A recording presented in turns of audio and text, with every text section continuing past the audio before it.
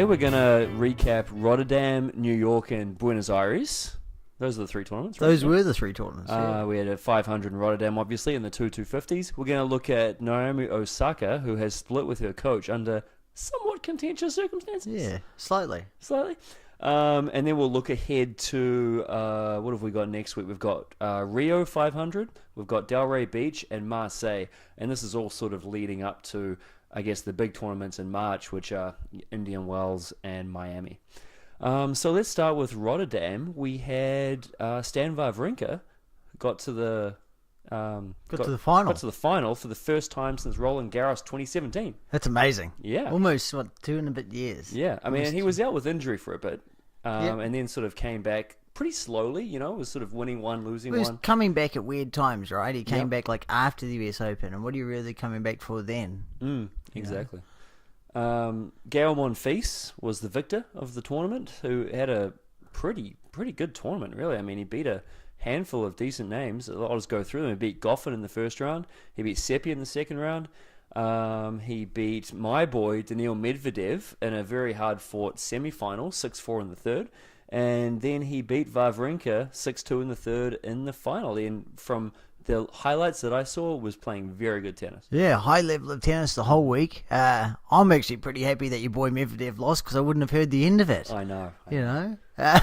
Well, what a tournament. He's going to go from 16 in the year, just from this semi-final result, probably up to about 13, 14. So I still see him, from what I saw, I think I stand behind my pick. Yeah, and making those semi-runs at these 500 and 1,000 events is where you pick up the larger points. So good on him. Yeah, absolutely. Anything else jump out at you from Rotterdam? No, apart from Monfils and Wawrinka, two older fellas, destroying everyone. I think, was it Wawrinka? He took out both Canadians, Yes, Raonic and Shapovalov, Yep. with the same scoreline, 4 and 6. Yeah, that's exactly right. And, and the same score in the tiebreaker, 7-4. Wow. This is coincidence? I don't know. But I thought they were, Wawrinka I think is a better player than both of them. But, Raonic indoors on a hard court should be tougher than that. Yeah, that's a good point. Absolutely. Let's go on to New York. Yeah. Which the final hasn't been played yet. I think it starts shortly. By the time we air, it will have been played. We've got young Canadian with the news that nobody seems to be talking about this week. We've got a Canadian in the final. Amazing. Yeah, coming all the way through qualifying, Brayden Schnur. That's it. Brayden Schnur. He, as Andy mentioned, had to get through qualifying. And then let's see who he had on his way through. So he beat Steve Johnson. Well, he beat another Canadian wildcard, a young kid, Jack Lynn, who plays at Columbia University. Okay. He got a wildcard into the first round. Brayden Schnur took care of him pretty easily. He beat Steve Johnson 7-6 in the third. He beat Paolo Lorenzi 7-5 in the third. And he beat Sam Querrey 6-3 in the third. He's been out in court a long time. Absolutely. His ranking is going to jump from around 150 to, if he loses this match, about between 105 and 110, and if he wins this match, top 100. It's amazing. Yep. Right? You're almost on the verge of having 5 Canadians inside the top 100. Yep. Raonic, Shapovalov, Felix is almost there, Polanski, and now Schnur. Yeah, and we're going to talk in a future episode, Andy, about success stories from the NCAA moving into the pro game, and Brayden Schnur is a great example. He played, I believe, 2 years at the University of North Carolina, and then was progressing so well that he wanted to get on the tour, and now he's knocking on the door of the top 100. So good on him. It's a path I believe more players should take, considering how many matches you can get under your belt, and almost for free. Exactly. Good training environment, especially if you're at a school like University of North Carolina. You're playing with good players every day. You eat, sleep, and breathe tennis, and you go to a couple of classes here and there. Yeah. But it's a great environment to be a part of. Toughen you up. Absolutely. And he's also going to be playing Delray Beach. He's in the main draw of that. Yeah, so, it's a special exempt, right? Exactly. And that's great. Last week I picked an American to win the title, and I said if I don't get that right, I'll stop making picks. Well, 3 out of 4 made the semis. So that's not bad. So and without the final being played, I'll still make some picks today. But what a tournament! I watched the highlights earlier today, Andy, of Riley Opelka playing John Isner. I couldn't tell which one was which. How tall are they? It's just two massive Americans banging down serves. And did the scoreline reflect that? 6, 6, and 6. Yep. 10-8, 16-14, 7-4. I mean, it's not the type of tennis I enjoy watching. No, and that's actually a good point that you bring that up, Andy, because that's been reflected in the viewership at the event. Empty stadiums, nobody's been going out. I mean, this is, people may not realize, I know it's called New York, but it's out in Long Island. It's a decent distance away from the city. It's the middle of winter. I think that's one of it, right? You're not going to draw a tennis crowd if it's not tennis season.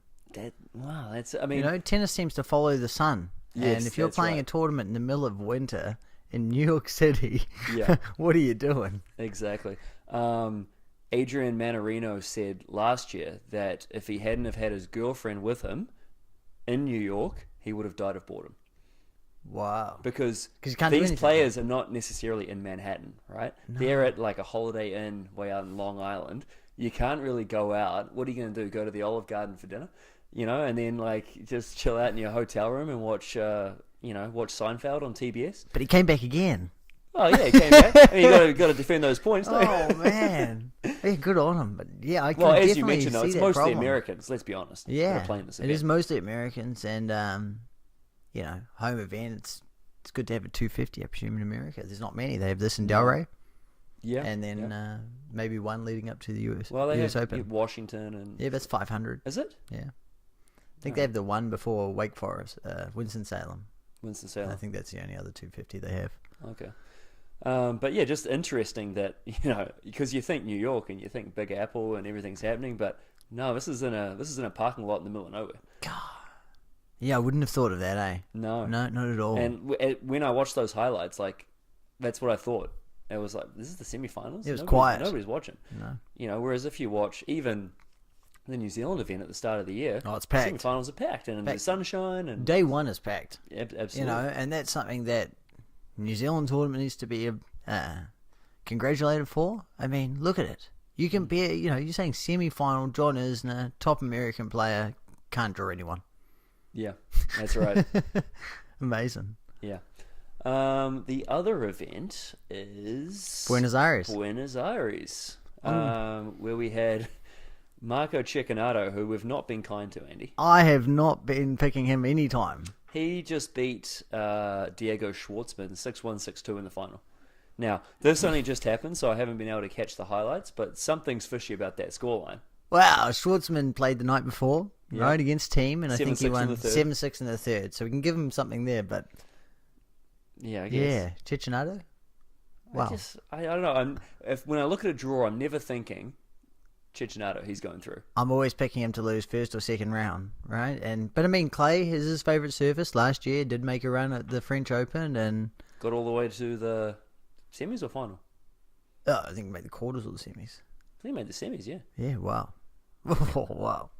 That won't happen again, people. You want to put your money where your mouth is on that one? Calling that here now. I'm shocked these... good on him. 250 points is a lot, I think if you make the semis of a slam, it's 720. So if he can do that once more, then his ranking won't drop as far as I was thinking it would. Yeah. No, that's true. And he has had spotty good results throughout the year, so... He's set for a while. You look at players like Misha Zarev, and all you have to have is spotty results, and you can stick around. I think he's almost on the way out, though. Yeah, he's pretty low on the rankings now. Well, we'll get into one next when we talk about next week's tournaments. I think there's a few interesting ones. Naomi Osaka. Can we give one more thing? Yeah. Last week the women played a tournament in Doha. Yep. There was 4 qualifiers and 5 lucky losers.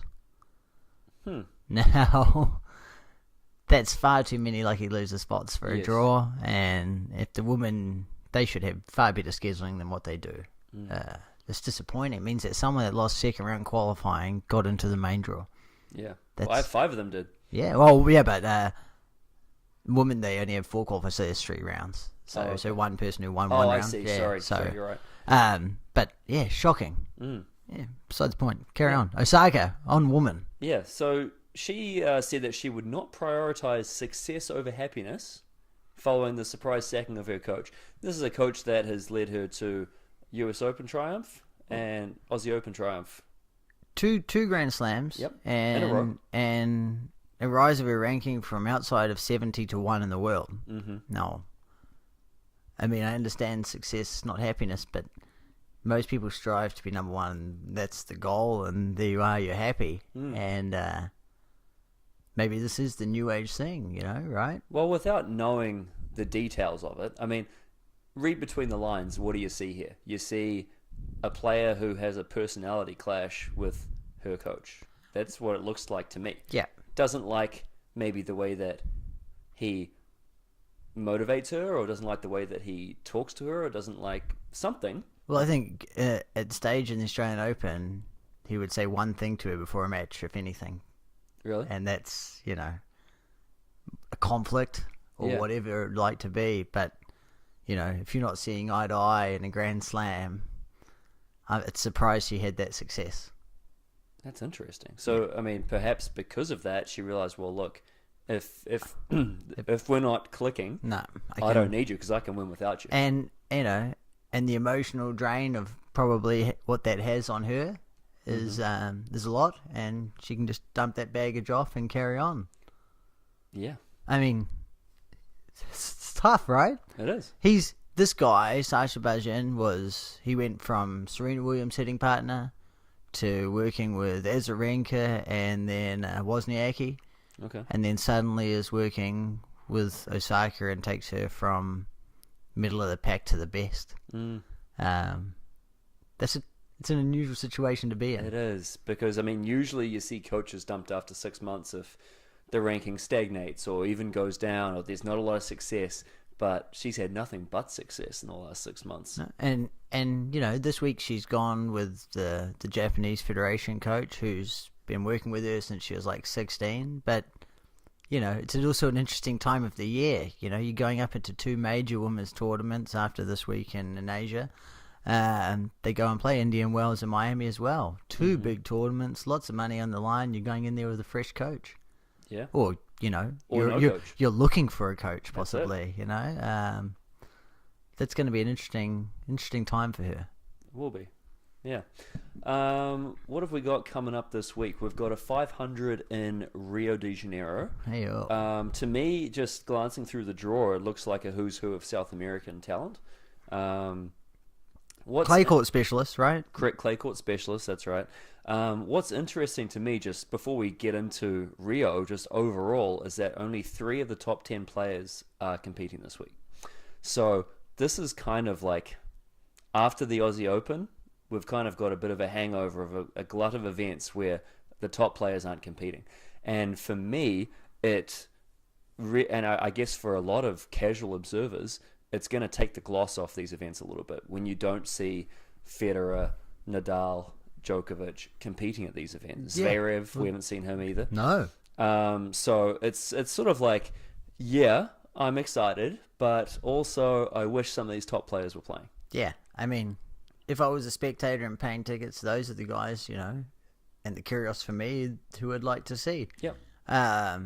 You'll see the top players and the most exciting players. Yeah, if I'm going to a basketball game, I can almost guarantee that I'll see 1 or 2 All-Stars. Yeah. Go to a tennis and I'm seeing a few nobodies. It's tough, right? Yeah. I'd like to see household names. Yep. And you're not always going to get that opportunity. No, that's right. But at a 500, you'd think that you'd have a few more top players. But with having one last week in Europe and having one this week in South America, it's tough to do both. Yeah. Dominic Thiem is again top seed in Rio. Fabio Fognini is second seed. What sort of jumped out at me was Felix Auger-Aliassime getting a wild card again for the event. Yep. Yeah. And he's playing Fognini first round, who, for whatever reason, doesn't seem to play well in Argentina. Yeah, he hasn't played well the last couple of weeks. No. They're playing this week in Brazil. Rio's in Brazil, Gareth. What did I say? Argentina. But I'll let you go there. Well, no, he didn't play well in Argentina last week because there were 2 in the last 2 weeks. It's all the same country, right? It's South America. We're from Australia and New Zealand, same thing, right? It's all down under, mate. But to me, that's the same match that I highlighted. Felix versus Fognini first round, and I really see it being a team versus Schwartzman final. Does Felix's camp know something we don't? Why is he playing so many clay court events where it doesn't seem to be a strength? We sort of talked about it last week, but why not? If it's not your strength, why not go out there and try work on your weakness when you're 18 rather than try figure it out when you're 24? I suppose so. I mean, I'd just like to see him get a little bit more success, and I think he would be more likely to win a couple of rounds in Delray Beach than Rio. Yeah, I mean, this is the thing, right? 500 tournament this week. You win one round, you get 45 points. You have to make the quarters to get 45 points in Delray. Yeah, I mean, I don't know. I'm with you too. I'm with you too. You know, the hard court would suit his game better, and the draw is weaker. Mm-hmm. You know, you're not even to play. You know, who knows who you have to play? The draw's random, but Fognini is a tough match first round, and a team or a Schwartzman is a tough match first round, and I guess he could just as easily have had one of these other players that, you know, qualifiers or wildcards have to play. So that's right. But you take a wildcard if you can get it. Yeah. No, that's true. That's true. Yeah. Especially at that stage of his career, right? Just outside the top 100. If he can get a few of these wildcards, he doesn't have to win as many matches playing a challenger and can boost his ranking up quicker. Yeah. We have a 250 in Marseille. Where we have Tsitsipas as the top seed and Borna Coric as the second seed. So, again, I mean, there's only one. I mean, actually, sorry, this is the tournament where there's no top 10 players. So the draw is pretty open. Yeah, it is. I think there's going to be young players rocking all through there. You know, Shapo versus Coric would be the match I'd like to watch if it makes it that way through. I think Shapo has the draw. Really? I don't say that. That's a surprise. You know, I think last week he had a decent result against Wawrinka. Yep. He won a match before that. And beat Berdych. Yeah, and so here we go. I think this week he could have a really good week. All right, you heard it here first. Yeah. Chapo, get your money on him. I mean, Tsitsipas, Monfils, if that makes a quarter, it makes a quarter, but Tsitsipas is obviously the star of that top half of the draw. And, you know, I think Shapo versus Coric is how it's going to go down the bottom. So, we'll see. Yeah. If I'm excited for anything this week, which is debatable, Andy, I'm excited for the return of Juan Martín Del Potro. Who is the number one seed at Delray Beach in Florida. So, yeah, I mean, I'm excited to see what he can do. He's got Nishioka first round, which if Del Potro is anywhere near his normal self, will take care of. And it'd be good to see him get a few matches under his belt and probably play a bunch of Americans because the draw is rife with Americans. Yeah, again, Americans and Australians all the way through this draw. Yes. I think it's a surprise to see Kyrgios playing an Australian first round, and Kyrgios is the unseeded player. Mm-hmm. You know, yes. he's playing John Millman, who's fifth seed. Yeah, and Kyrgios is unseeded. I think he's going to have a good tournament.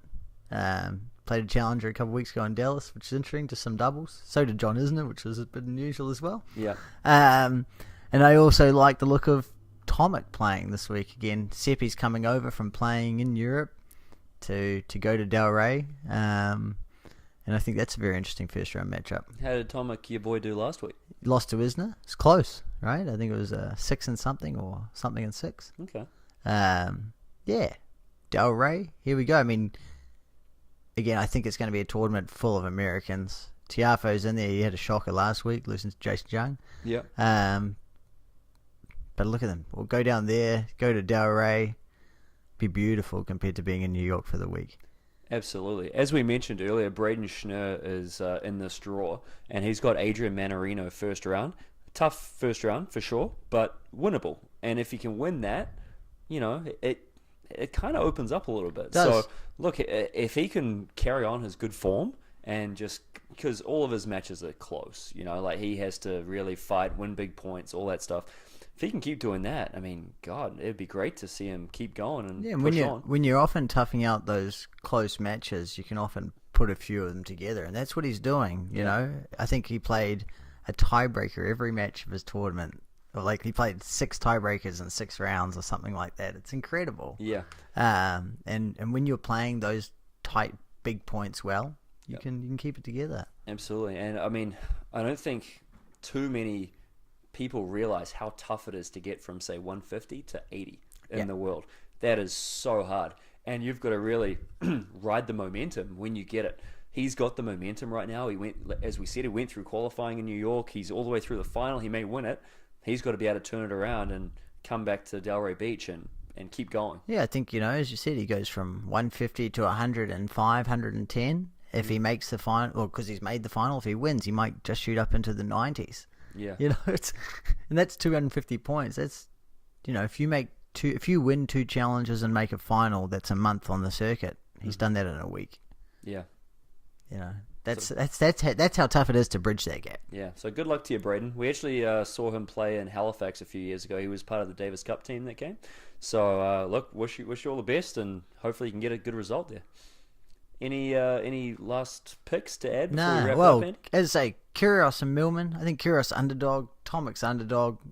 I like them both. Just excited for another good week of tennis. 3 tournaments. Privilege. Kyrgios has the talent to do whatever he wants in that draw. Yeah. Really. It's just seeing what he can do. Yeah, him and Delpo are the two stars of the event.